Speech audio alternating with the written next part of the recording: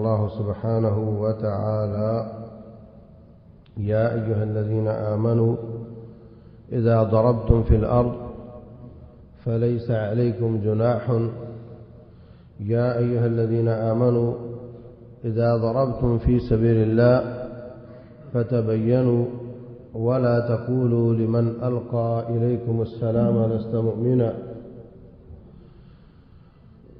اے ایمان والو، جب تم اللہ کے راستے میں مارو یا سفر کرو تو تحقیق کر لیا کرو، اور جو سلام کہے یا اسلام کا دعویٰ کرے اس کو مت کہو کہ تو مسلمان نہیں ہے، تو مومن نہیں ہے۔ تبتغون عرض الحیات الدنیا، کیا تم دنیا کا مال چاہتے ہو؟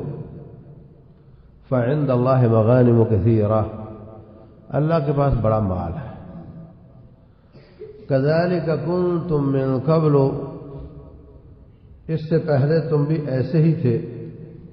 فمن اللہ علیکم، اللہ نے تم پر احسان کر دیا۔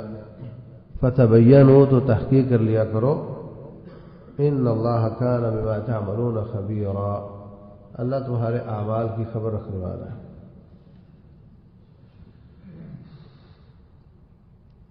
اے ایمان والو،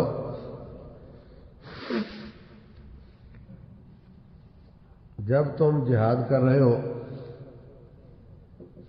تو کوئی شخص اسلام کا دعویٰ کرتا ہے تو اس کے دعوے کو قبول کر لیا کرو۔ ہوا یہ تھا کہ دو مختلف واقعات ہیں۔ ایک واقعہ اس طرح سے بخاری میں دونوں، حضرت خالد بن ولید کا واقعہ ہے اور ایک حضرت اسامہ بن زید کا واقعہ ہے۔ اسامہ بن زید رضی اللہ تعالیٰ عنہ لشکر لے کر گئے۔ راستے میں ایک بکریوں کا چرواہا نظر آیا، اس نے ان کو دیکھ کر کہتا ہے: اشہد ان لا الہ الا اللہ وان محمدا رسول اللہ۔ انہوں نے اس کو پھر بھی قتل کر دیا، اس کی بکریاں حاصل کر لی۔ حضرت اسامہ کے ساتھ نبی صلی اللہ علیہ وسلم بہت پیار کرتے تھے۔ اگر ایک ران پر حسن حسین ہوتے تھے تو دوسری ران پر اسامہ بن زید ہوتے تھے۔ لوگ کہتے تھے اسامہ حب رسول اللہ، اسامہ نبی کا محبوب ہے۔ لیکن جب یہ واقعہ ہوا، فرمایا اسامہ جب اس نے کلمہ پڑھ لیا تھا تو کیوں قتل کیا اس کو؟ کہتے ہیں جی وہ تو میری تلوار کو دیکھ کر کلمہ پڑھ رہا تھا، دل سے تھوڑا پڑھ رہا تھا۔ فرمایا ہلا شققت قلبہ، سینہ پھوڑ کر دل دیکھ لیے ہوتے اس کا، کس دل سے پڑھ رہا ہے۔ ماذا تفعل اذ یأتی یوم القیامۃ بلا الہ الا اللہ، اسامہ جب وہ قیامت والے دن لا الہ الا اللہ پڑھتا ہوا آئے گا تو تیرا کیا بنے گا؟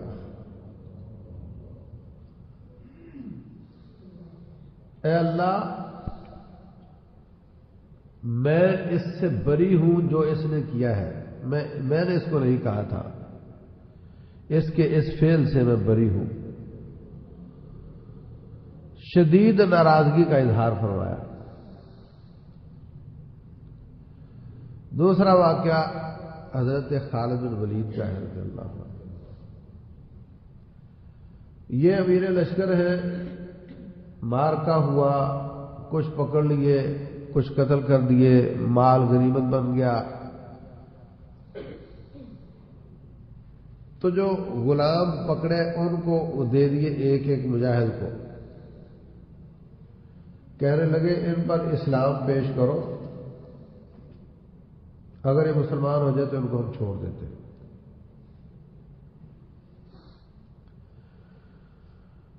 عرب کے علاقے میں جو شخص بھی مسلمان ہوتا اس کو کہتے تھے یہ صابی ہو گیا، بے دین ہو گیا. تو یہ پروپیگنڈا چلتا تھا کہ مسلمان ہونے کا مطلب بے دین ہونا.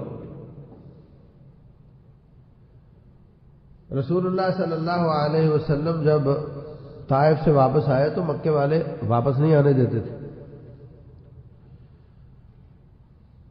تو عدی بن حاتم مطعم بن عدی اس کی پناہ میں آپ مکہ واپس آئے.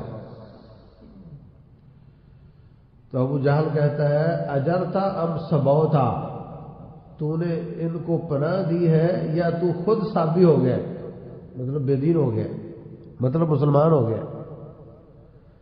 تو مطعم بن عدی کہتا ہے میں نے پناہ دی ہے، میں سابی نہیں ہوا، میں بے دین نہیں ہوا، میں مسلمان نہیں ہوا.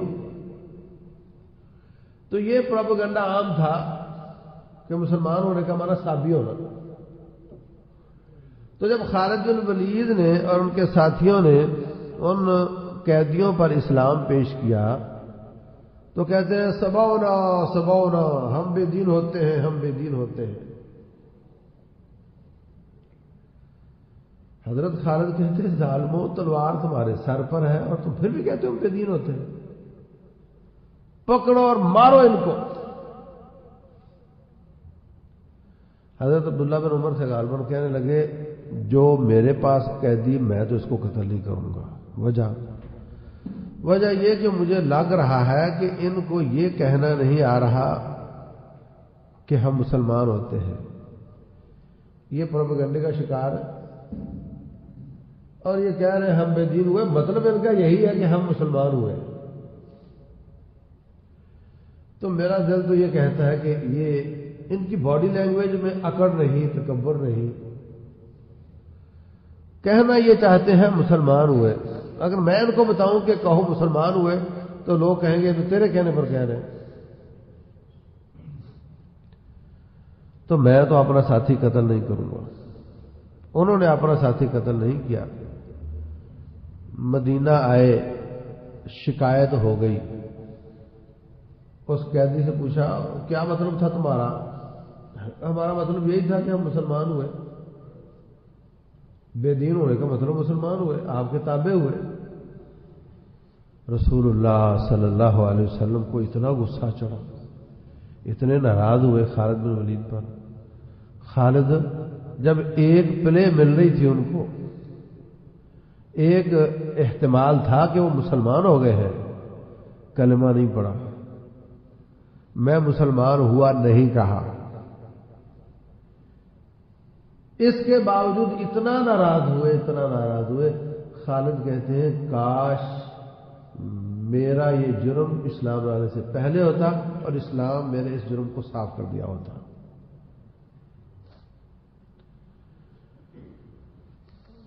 دونوں واقعات سے ثابت ہوا کہ جو کلمہ پڑھ لے وہ مسلمان ہے.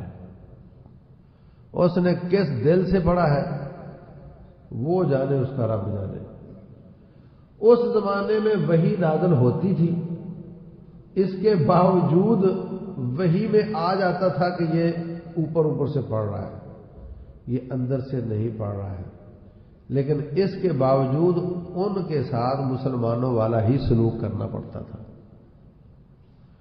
ہمارے زمانے میں وحی نہیں آتی تو ہم کیسے کہہ سکتے ہیں کہ یہ منافق ہے یا یہ اوپر سے پڑھ رہا ہے، یہ اندر سے نہیں پڑھ رہا ہے.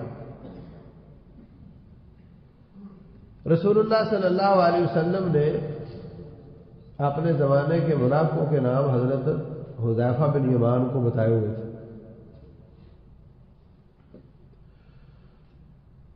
حذیفہ بن یمان رضی اللہ تعالیٰ عنہ کو رازدان رسول کہا جاتا ہے. اس کے باوجود ان کو ننگا نہیں کیا، بتا دیا ایک بندے کو کہ یہ منافق ہے، لیکن ان کے ساتھ مسلمانوں والا سلوک کیا. عبداللہ بن ابی رئیس المنافقین، گستاخ رسول، اتنا بڑا الزام نبی صلی اللہ علیہ وسلم کی بیوی پہ لگا دیا. اللہ محفوظ رکھے ہم میں سے کسی کی بیوی پر الزام لگے تو وہ مجلس میں بیٹھ سکتا ہے؟ تو یہ الزام تو اصل مرد پر ہوتا ہے، عورتیں تو گھر بیٹھی ہیں۔ بات تو یہ ہے کہ اگر وہ غلط ہے تو اس نے کیوں رکھی ہوئی ہے؟ تو یہ الزام اصل میں نبی صلی اللہ علیہ وسلم پر تھا، آپ نے اس کو قتل کرنے کا ارادہ بھی کیا تھا۔ صحیح بخاری کی حدیث ہے، اوس اور خزرج کو جمع کیا، فرمایا من یعذرنی فی رجل آذى رسول اللہ فی اہلہ، کون ہے جو میرا عذر قبول کرے، مجھے جسٹیفائی کرے اگر میں اس شخص کو قتل کر دوں جس نے مجھے تکلیف دی ہے۔ اوس والے کہتے ہیں جی بالکل جی بالکل، ہم خود قتل کریں گے، آپ بتائیں کون ہے۔ خزرج والا کہتا ہے آپ کو پتہ ہے آپ کے قبیلے کا نہیں، اس لیے آپ نے بول دیا ہے، اگر وہ آپ کے قبیلے کا ہوتا تو آپ ایسی بات نہیں کرتے۔ وہ کہتا ہے تو منافقوں کا ساتھی ہے۔ ادھر سے اس نے ڈائلاگ بول دیا، ادھر سے آوازیں بلند ہو گئی۔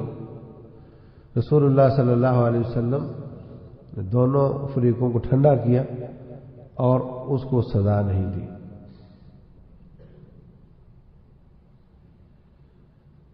بلکہ اس کے ساتھ پورا مسلمانوں والا سلوک کیا، جب زندہ ہے سزا نہیں تو پھر مسلمانوں والا سلوک ہوگا۔ حتیٰ کہ وہ مر گیا تو اس کو اپنی چادر مبارک میں کفن دیا، اس کے منہ میں اپنا لعاب ڈالا کہ شاید اس کو اللہ معاف کر دے۔ تھا پکا منافق، اللہ تعالیٰ نے آیات نازل کر دی اس کے خلاف، لیکن آپ نے اس کے ساتھ مسلمانوں والا سلوک کیا۔ اللہ تبارک و تعالیٰ فرماتے ہیں قالت الاعراب آمنا، بدوی کہتے ہیں ہم ایمان لائے، کل اے نبی ان سے کہہ دو لم تؤمنوا، تم ایمان نہیں لائے، ولکن قولوا اسلمنا، یہ کہہ سکتے ہو کہ ہم مسلمان ہوئے۔ وجہ وَلَمَّا يَدْخُلِ الْإِيمَانُ فِي قُلُوبِكُمْ، ابھی تک ایمان تمہارے دلوں کے اندر نہیں گیا۔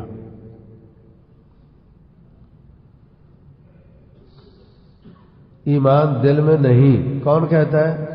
قرآن۔ اور اس کے ساتھ سلوک کیا ہونا ہے؟ مسلمانوں والا۔ اس کو مسلمان تسلیم کر رہا ہے قرآن، اور کہہ رہا ہے کہ ابھی تک اس کے دل میں ایمان نہیں گیا۔ مطلب یہ کہ یا یہ لالچ میں کلمہ پڑھ رہا ہے، یا یہ تلوار کے ڈر سے کلمہ پڑھ رہا ہے، دل سے نہیں پڑھ رہا، لیکن چونکہ پڑھ رہا ہے اس لیے ہم اس کے ساتھ مسلمان والا سلوک کریں گے۔ کوئی بات سمجھ آئی؟ تکفیر کا معنی ہوتا ہے کسی کو کافر قرار دینا۔ ہندو مودی کافر ہے نا کہ نہیں؟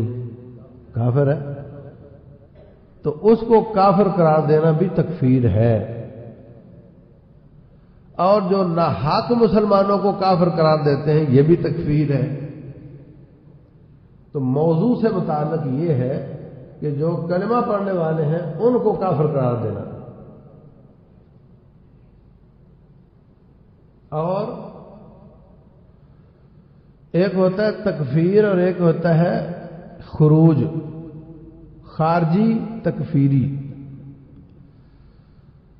تکفیر یہ ہوتی ہے کہ مسلمانوں کو ناحق کافر قرار دیا جائے، اور خروج یہ ہوتا ہے کہ اس کے خلاف تلوار اٹھائی جائے۔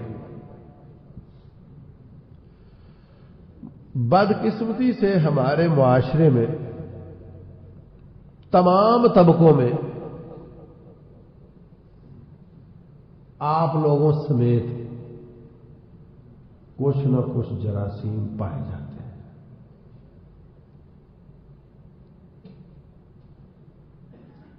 کچھ نہ کچھ جراثیم پائے جاتے ہیں، کسی میں 10% ہے، کسی میں 5%، کوئی بچا بھی ہوگا۔ ہندوستان کا ایک کلپ میرے پاس ہے، ایک گاؤں میں دیوبندیوں کے پیچھے، دیوبندی عالم کے پیچھے بریلویوں نے جنازہ پڑھ لیا۔ اوپر سے مفتی صاحب آیا، اس نے کہا تم سارے گاؤں والے کافر ہو گئے ہیں اور ان کا نکاح بھی ٹوٹ گیا ہے، اور اب میرے پاس آؤ، میں تمہارا نکاح بھی تجدید کرتا ہوں اور نکاح بھی تجدید کرتا ہوں، ایمان بھی تجدید کرتا ہوں۔ یہ میرے بڑے بزرگ جو ہیں 60-70 والے، ان کو یاد ہوگا ایک دفعہ امام کعبہ تشریف لائے تھے اور فتویٰ لگ گیا تھا کہ جن جن نے ان کے پیچھے نماز پڑھی ہے ان کا نکاح ٹوٹ گیا۔ یاد ہے کسی کو؟ اور یہ لوگ وہاں جا کر کوشش کرتے ہیں کہ ان کے پیچھے نماز نہ پڑھی جائے۔ نکاح کیوں ٹوٹ گیا بھائی؟ وہ گھر بیٹھی کا خواہ نکاح ٹوٹ گیا۔ نکاح ٹوٹنے کے پیچھے فلسفہ ہی یہ ہے کہ وہ دیوبندی کافر اور یہ بریلوی مسلمان، تو جب اس نے اس کے پیچھے جنازہ پڑھا تو اس کو اچھا کہا، جب کافر کو اچھا کہا تو یہ کافر ہو گیا، جب یہ کافر ہوا اور بیوی مسلمان ہوئی تو نکاح ٹوٹ گیا۔ یہ کافر ہوا، بیوی مسلمان ہوئی تو نکاح ٹوٹ گیا۔ مزے کی بات آپ کو بتاؤں، رسول اللہ صلی اللہ علیہ وسلم کا داماد ابو العاص رضی اللہ عنہ کفر پر تھا، بدر میں پکڑا گیا، تو آپ نے فرمایا کہ تیرا فدیہ یہی ہے کہ تو میری بیٹی واپس کر۔ اس کو چھوڑ دیا، وہ آپ کی بیٹی زینب کو لے کر آیا رضی اللہ عنہ۔ پھر پتہ نہیں 1 یا 2 سال بعد اللہ نے اس کو توفیق دے دی، وہ مسلمان ہو گئے۔ تو جب آئے تو رسول اللہ صلی اللہ علیہ وسلم نے پچھلے نکاح میں ہی اس کو روانہ کر دیا، وَلَمْ يُحْدِثْ نِكَاحًا، نیا نکاح نہیں کیا۔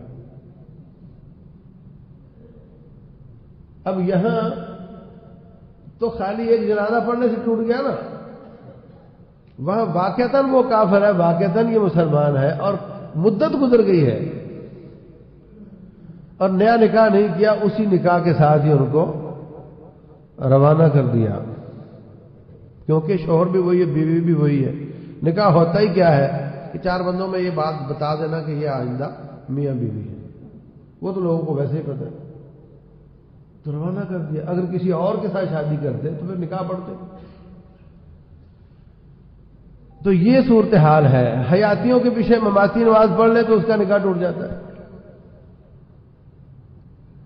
اور عجیب بات یہ ہے کہ بریلوی بھی ابو حنیفہ رحمۃ اللہ علیہ کو مانتے ہیں اور دیوبندی بھی ابو حنیفہ رحمۃ اللہ علیہ کو مانتے ہیں، دونوں حنفی ہیں، امام ایک ہے، مگر نیچے اتنا بگاڑ ہے کہ وہ ایک دوسرے کو مسلمان نہیں سمجھتے۔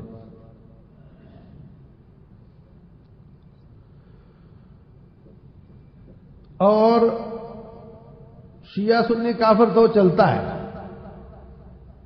بریلوی دیوبندی کافر بھی چلتا ہے، حیاتی میاتی مماتی کافر بھی چلتا ہے۔ جہاں تک ہمارے لوگوں کا تعلق ہے تو سلام تو ہم بھی نہیں لیتے ہیں، ہے نا؟ کیوں بھائی؟ سلام تو ہم بھی نہیں لیتے۔ میرے عزیز بھائیوں، رسول اللہ صلی اللہ علیہ وسلم فرماتے ہیں حق المسلم علی المسلم 6، حدیث سنی کبھی نہیں سنی؟ مسلمان کے مسلمان پر 6 حق ہیں۔ مسلمان وہ ہوتا ہے جو اندر سے پتہ نہیں کیا ہے، اوپر سے کلمہ پڑھ رہا ہے، ہم نے اس کے کلمے کا اعتبار کرنا ہے۔ قرآن کہتا ہے بدوی اندر سے مومن نہیں ہوئے، اس کے باوجود اس کے کلمے کا اعتبار کرنا ہے۔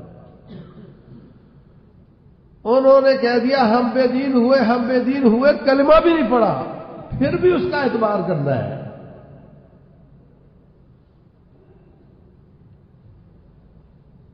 تو کہا مسلمان کے مسلمان پر 6 حقوق ہیں، جب ملو تو سلام کرو۔ کس کے حقوق ہیں؟ اسلام کے حقوق ہیں، ایمان کے نہیں۔ کلمہ پڑھتا ہے تو سلام کا حقدار ہے.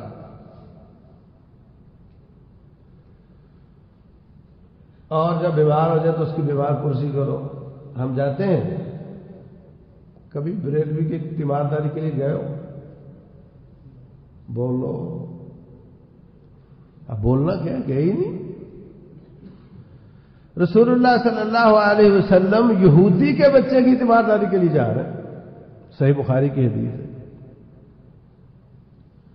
فرمایا کیف تجدو کا کیا حال ہے تیرا؟ اس جوان نے حال حوال بتایا. اس کا ابا پاس ہی کھڑا تھا. حال حوال پوچھ کر فرمایا قل لا الہ الا اللہ. اس نے اپنے باپ کی طرف دیکھا. باپ کہتا پڑھ لو پڑھ لو. کوئی نہیں دیکھتا. اتے ابوالقاسم بات مان لو ان کی. اس کے بیٹے نے جوان تھا, اس نے کلمہ پڑھا. کلمہ پڑھتے اس کی روح پرواز کر گئے. فرمایا یا اللہ تیرا شکر ہے کہ تو نے میرے ذریعے ایک بندہ اور جہنم سے بچا دیا. یہ سیرت نبوی نہیں, یہ طریقہ نبوی نہیں. ہم نے حاجز بنائے ہوئے ہیں, رکاوٹیں بنائی ہوئی ہیں.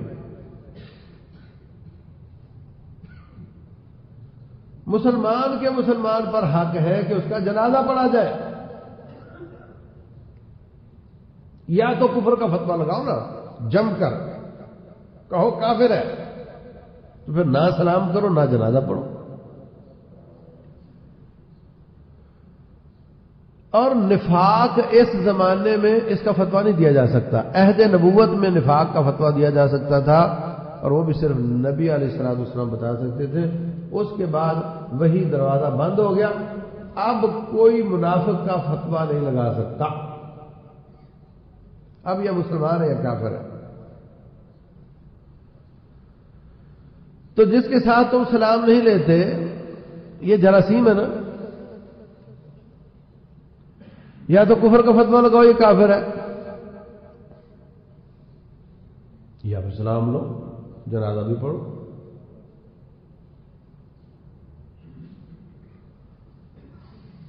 بیمار ہو جائے تو بیمار پرسی کرو, چھینک لے تو اس کا جواب دو. آپ کو مدد کے لیے پکارے تو اس کی مدد کے لیے جاؤ. یہ حق ہے اسلام کا. آپ کے دل میں ایک بات بہت تلملا رہی ہے, وہ یہ کہ یار یہ تو شرک کرتے ہیں. ہاں نا, تلملا رہی ہے نا. یہ بھی نکال دو. اللہ تبارک و تعالی فرماتے ہیں لَتَجِدَنَّ أَشَدَّ النَّاسِ عَدَاوَةً لِلَّذِينَ آمَنُوا الْيَهُودُ وَالَّذِينَ أَشْرَكُوا. اے نبی صلی اللہ علیہ وسلم, آپ دیکھیں گے کہ آپ کے سب سے شدید دشمن یہودی ہیں اور وہ جو شرک کرتے ہیں. مشرک آپ کے دشمن ہیں اور یہودی آپ کے شدید دشمن ہیں. وَلَتَجِدَنَّ أَقْرَبَهُمْ مَوَدَّةً لِلَّذِينَ آمَنُوا الَّذِينَ قَالُوا إِنَّا نَصَارَىٰ. اور آپ کے زیادہ قریب وہ ہیں جو کہتے ہیں ہم عیسائی ہیں. کتنے منٹ تک ہے؟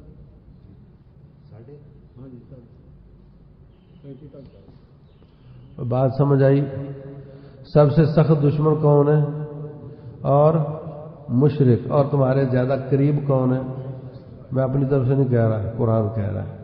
عیسائی تمہارے قریب ہے, اور قرآن ہی کہتا ہے قالت الیہود عزیر ابن اللہ وقالت النصارى. کسی کو یاد نہیں؟ المسیح ابن اللہ. یہودیوں نے کہا عزیر اللہ کا بیٹا ہے علیہ السلام, اور عیسائیوں نے کہا عیسیٰ اللہ کا بیٹا. دونوں ہی مشرک ہوئے نا, بولو, دونوں ہی مشرک ہوئے نا. اور قرآن کہتا ہے تمہارے زیادہ شدید دشمن یہودی اور مشرک ہیں, اور تمہارے قریب عیسائی ہیں. تو کیا مطلب؟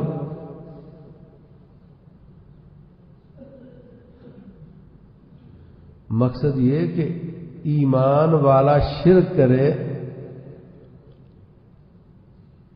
اور بے ایمان شرک کرے، اس میں فرق ہوتا ہے۔ ہاں ہوتا ہے کہ نہیں ہوتا؟ اب نہیں ہوتا تو تھوڑی دیر تک ہو جائے گا انشاءاللہ۔ رسول اللہ صلی اللہ علیہ وسلم واپس آئے اور عدی بن حاتم نے یا مطعم بن عدی نے آپ کو پناہ دی۔ مطعم بن عدی مسلمان تھا، کہتا ہے نہیں میں کافر ہوں۔ تو مطعم بن عدی اور ابو جہل میں فرق ہوا نہیں؟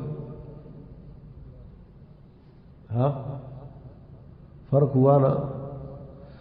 پھر آپ نے ساتھیوں کو کہا ہجرت کر جاؤ، تمہاری جان کو خطرہ ہے۔ تو کدھر گئے؟ بولو۔ پہلی ہجرت کہاں کی تھی؟ حبشہ کا حکمران مسلمان تھا، کافر تھا نا، عیسائی تھا۔ تو مشرک سے ہجرت کی عیسائی کی طرف۔ فرق کیا ہے کہ نہیں کیا؟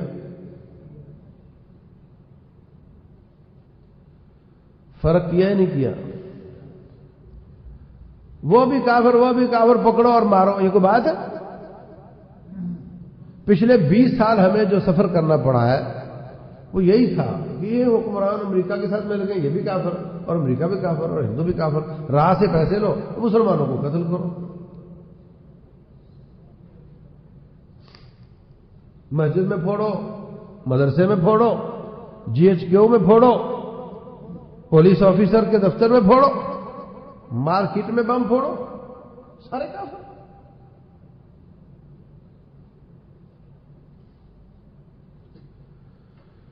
اللہ اکبر۔ اللہ تبارک و تعالی فرماتے ہیں وَطَعَامُ الَّذِينَ أُوتُوا الْكِتَابَ حِلٌّ لَكُمْ وَطَعَامُكُمْ حِلٌّ لَهُمْ وَالْمُحْصَنَاتُ مِنَ الْمُؤْمِنَاتِ وَالْمُحْصَنَاتُ مِنَ الَّذِينَ أُوتُوا الْكِتَابَ۔ فرمایا کہ اہل کتاب کا ذبیحہ بھی جائز ہے اور اہل کتاب کی عورت سے شادی کرنا بھی جائز ہے۔ یہ کون کہتا ہے؟ اللہ۔ حالانکہ قرآن کہتا ہے کہ وہ مشرک ہیں، اور قرآن کہتا ہے وَلَا تُنكِحُوا الْمُشْرِكَاتِ حَتَّى يُؤْمِنُوا وَلَا تُنكِحُوا الْمُشْرِكِينَ حَتَّى يُؤْمِنُوا وَلَا عَبْدٌ مُؤْمِنٌ خَيْرٌ مِّن مُّشْرِكٍ وَلَوْ أَعْجَبَكُمْ۔ مشرکہ عورت سے شادی نہ کرو، مشرک مرد کو بچی نہ دو۔ کون کہتا ہے؟ اور قرآن کہتا ہے عیسائیوں یہودیوں کی بچی لے سکتے ہو۔ تو فرق کیا نہیں کیا؟ مکے کا مشرک اللہ پر دھندلا سا ایمان لاتا تھا، آخرت کو نہیں مانتا، نبی محمد کو صلی اللہ علیہ وسلم نہیں مانتا، قرآن کو نہیں مانتا، کچھ نہیں مانتا، صرف اللہ پر دھندلا سا ایمان لاتا ہے۔ اور عیسائی یہودی اللہ پر ایمان لاتا ہے، اپنے نبی پر ایمان لاتا ہے، اپنی کتاب پر ایمان لاتا ہے، آخرت پر ایمان لاتا ہے۔ تو مشترک کیا ہوا ہمارے ساتھ؟ اللہ اور آخرت۔ اللہ فرماتے ہیں یا اہل الکتاب تعالوا الی کلمۃ سواء بیننا وبینکم الا نعبد الا اللہ۔ اہل کتاب آ جاؤ، جتنا قدر مشترک ہو اتنا تو آ جاؤ، جتنا قدر مشترک ہو اتنا تو ہمارے پاس آ جاؤ۔ اللہ اور آخرت پر ایمان لانے کی وجہ سے اتنا فرق ہو گیا، اور وہ مشرک جو پاکستان کا ہے وہ اللہ پر بھی ایمان لاتا ہے، نبی پر بھی صدقے واری جاتا ہے، آخرت پر بھی ایمان لاتا ہے، قرآن کو بھی مانتا ہے، کعبہ کو بھی مانتا ہے، آخرت کو بھی مانتا ہے، مگر اس میں شرک موجود ہے۔ اہل کتاب والے اللہ اور آخرت کو مانتے تھے اور ان میں شرک موجود تھا۔ تو اتنا فرق ہو گیا، اور یہ سب چیزوں کو مانتا ہے مگر اس میں شرک موجود ہے۔ تو فرق زیادہ ہونا چاہیے نا. تو جب میں یہ کہتا ہوں کہ یہ مکے والوں سے بھی بدتر ہے، میری بات درست ہے؟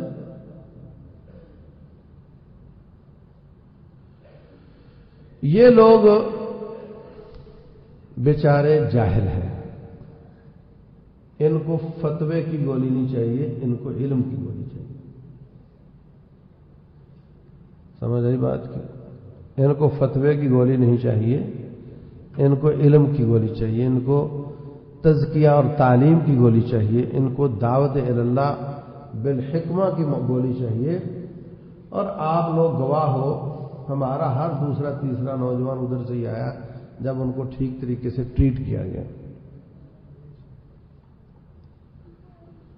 تو اس وقت دشمن اسی پر کھیلتا ہے ہمیشہ کہ مسلمانوں کے ایک فریق کو پیسے دو، وہ فتوے لگائے اور آپس میں لڑاؤ اور باہر بیٹھ کر دیکھو.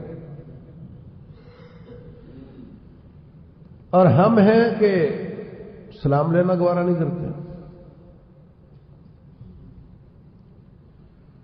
کراچی میں جو پڑھا رہا تھا تو ایک میت آئی. روٹین میں میت کے ساتھ کوئی نہ کوئی ساتھی واقف ہوتا ہے جو لے کر آتا ہے. اچھا، ہماری مسجد چھت پر ہے اور ارد گرد کوئی آبادی نہیں، مطلب اپنے لوگوں کی زیادہ نہیں ہے. تو وہ میت لے کر سیڑھیاں چڑھ کر اوپر آئے.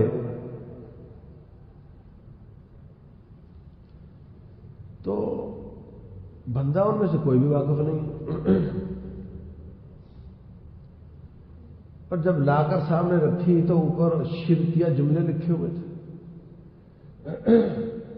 میں حیران تھا، پریشان تھا کہ کیا چکر ہے. وہ کہہ رہے مولوی صاحب جلدی جلدی جنازہ پڑھاؤ. جنازہ تو میں نے پڑھا دیا. بعد میں نے اپنے ذمہ دار سے پوچھا کہ یہ کیا ماجرا ہے. کہنے لگا بندہ بالکل صحت مند تھا، 3 ہفتے یا دو ہفتے پہلے ہی یہاں سے گزرتے ہوئے اس نے آواز سنی تو جمعہ پڑھنے آ گیا. اگلا جمعہ اس نے جان بوجھ کر یہاں پڑھا اسپیشل، اور ساتھ ہی وصیت کر دی کہ اگر میں مر جاؤں تو جنازہ میرا یہاں ہوگا. اور اتفاق سے اگلے جمعے فوت ہو گیا اور بیمار بالکل نہیں تھا. اور اس کی وصیت کی وجہ سے لوگ لے کر آئے تھے، ورنہ وہ یہاں نہیں لانا چاہتے. تو عزیز بھائیوں، یہ ان کا علاج یہ ہے. فتوے ان کا علاج نہیں ہے. تو رسول اللہ صلی اللہ علیہ وسلم لوگوں کے ساتھ اچھا سلوک کرتے ہیں، لوگوں کے کام آتے ہیں، لوگوں کو کھلاتے پلاتے ہیں. ایک کافر آیا، آپ نے فرمایا ہاں بھائی سنا، کھانا کھاؤ گے؟ کہتے جی. آپ نے اس کو ایک بکری کا دودھ پلا دیا. اور پیو گے؟ جی. اور پلا دیا. اور پیو گے؟ جی. اور پلا دیا. 7 بکریوں کا دودھ پی گیا اکیلا. اور آپ جانتے ہیں حالات ان کے کیسے تھے. معلوم نہیں کہ اس دن 7 لوگوں کو بھوکے رات کاٹنی پڑی ہو. کافر کو کھلا دیا. اور یہ نہیں کہ بھئی گزارا کر، اب اور لوگ بھی ہیں. ایک بکری کا دودھ 2 کا پی لیا، 3 کا بس کر، اور لوگ بھی تو ہیں نا. یہ میرے پیارے ایمان والے، محبت کرنے والے، ان کو میں بھوکا رکھوں اور تجھے پلاتا رہوں؟ ظالم، تو کافر ہے. صبح ہوئی تو کہتا ہے اشہد ان لا الہ الا اللہ واشہد ان محمد رسول اللہ. فرمایا ناشتہ کرو گے؟ کہتے جی. ایک بکری کا دودھ پلایا، پی لیا. کہا اور پیو گے؟ کہتا نہیں بس. فرمایا ان الکافر یاکل فی 7 امعاء والمؤمن یاکل فی معن واحد. کافر 7 ہاتھوں میں کھاتا ہے اور مومن 1 ہاتھ میں کھاتا ہے. اس وقت کفر پر تھا، اب یہ ایمان پر ہے. یہ مارکیٹنگ ہے اسلام کی.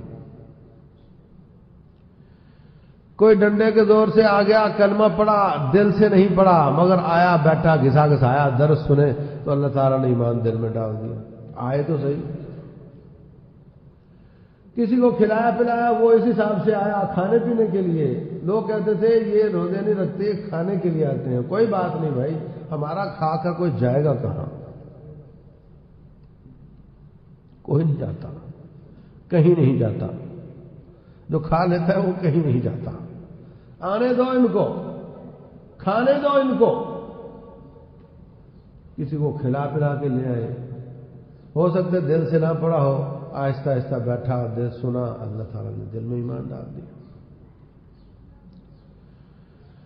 یہ بڑے بڑے اسٹور والے کیا کرتے ہیں، ایک آدھ چیز سستی کر دیتے ہیں تاکہ لوگ آئیں اس کے لالچ میں۔ جب آتے ہیں وہ ایک چیز تو اس میں وہ نہیں کماتے، مگر جاتے وقت 3-4 چیزیں اور خرید لیتے ہیں، اور پھر وہ یہ مارکیٹنگ ہے۔ آئے تو صحیح، دیکھے تو صحیح ہمارے پاس کیا ہے۔ وہ کچھ بھی نہ خریدے، آ کر دیکھ کر چلا جائے۔ بعض لوگ سمجھتے ہیں کہ مارکیٹ میں اے سی لگا ہوا ہے، گرمی بڑی ہے، چلو اندر جاتے ہیں، لیکن وہ کبھی دل تنگ نہیں کرتا۔ اسٹور والا دل تنگ جاتے وقت کبھی پوچھتا ہوئے تو اتنی دیر سے آیا ہوا تھا اور لے کر کچھ بھی نہیں جا رہا، تو کبھی کہا اس نے؟ وہ سمجھتا ہے جو آ گیا ہے یہ آ گیا ہے، یہ خود نہیں تو آج نہیں تو کل خریدے گا، خود نہیں تو 10 لوگوں کو بتائے گا، وہ لے جائیں گے۔ بات تو یہ کہ آنے دو۔ تو مساجد والوں انشاءاللہ آپ کا سینہ کھلا ہی ہوگا، لیکن ہمیں اپنے سینے کھول کر رکھنے چاہیے۔ اور تو پنکھا کے چلا کے سویا ہوا ہے، تیرے ابے کی بل تو دیتا ہے، ہاں؟ ایسا نہیں کہنا، بل کبھی رہا ہے، کوئی نہ کوئی دے ہی دیتا ہے۔ بس آنے دو، آنے دو۔ عقیدے کی بربادیوں والے بھی آئیں، عمل کی بربادیوں والے بھی آئیں، ان کی تربیت ہو، قریب ہوں گے تو انشاءاللہ ہمارے پاس تو خیر کے سوا ہے ہی کچھ نہیں۔ ان کو زیادہ سے زیادہ قریب کرنا ہے۔ دیکھو 2 جگ ہے نا، ایک پانی سے بھرا ہوا ہے، ایک میں تھوڑا سا پانی ہے۔ اگر دونوں کے بیچ میں سوراخ کر دیا جائے تو کس جگ کو فائدہ ہوگا؟ جس میں پانی تھوڑا ہے۔ آپ لوگ 2-3% ہو، سمجھے نہیں؟ آپ لوگ 3-4% ہو، اور بیچ کی دیوار ٹوٹنے کا کس کو فائدہ ہے؟ اور بیچ کی دیوار مضبوط کرنے کا کس کو فائدہ ہے؟ اور ہم اپنے نہ تجربہ کاری، نہ سمجھی کی وجہ سے ہم اس دیوار کو مضبوط کر رہے ہوتے ہیں۔ کوئی مناظرے کر کر کے گالیاں دے دے کر مضبوط کر رہا ہے۔ ان کے مولوی نے آ کر گالیاں دی، میں فلاں کو بلاؤں گا اور اس کو کہوں گا کہ میں بس گالیاں سننا چاہتا ہوں آج۔ وہ آئے گا، ان کو گالیاں دے دے گا، پولیس آئے گی، دونوں کے سپیکر بند کر دے گی۔ یہی کچھ کرتے رہے ہو نا۔ بیچ کی دیواروں کو مضبوط کرنا یہ ان کی کامیابی ہے۔ بیچ کی دیواروں میں شید کرنا، سوراخ کرنا، یہ ہماری کامیابی ہے۔ سینے لگا کر ان کو توحید کا نور دینا، یہ ہمارا طریقہ کار ہونا چاہیے۔ فتوی بازی سے بات نہیں بنتی۔ اللہ تبارک و تعالی جو میں نے عرض کیا سمجھنے اور عمل کرنے کی توفیق دے۔ وما علینا الا البلاغ۔